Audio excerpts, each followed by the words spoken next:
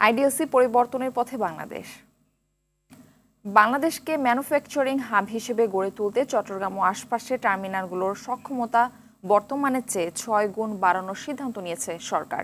ফলে নতুন করে প্রচুর কর্মসংস্থান তৈরির পাশাপাশি এই রিজিয়নে তৈরি পণ্য শুধু বাংলাদেশ ও আশপাশের দেশে নয়, বিদেশে রপ্তানি করা সহজ হবে।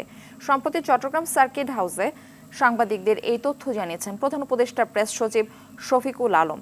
বলেন, বন্দরের সক্ষমতা বাড়াতে বিদেশি কোম্পানিগুলোর সঙ্গে কথা বলছি। চট্টগ্রাম ও আশপাশের টার্মিনালগুলোর সক্ষমতা 1.27 মিলিয়ন টিইউএস কন্টেইনার থেকে 2030 সালের মধ্যে 78,60,000 টিইউএস-এ নেওয়ার পরিকল্পনা এগোচ্ছে সরকার। গাড়িটা আমার প্রেজেন্ট, আমার ফিউচার, আমার হ্যাপি লাইফ। আইডিএলসি আমার ফাইন্যান্সিয়াল পার্টনার বলেই কার লোন আমার কাছে লাইফ ইনভেস্টমেন্ট।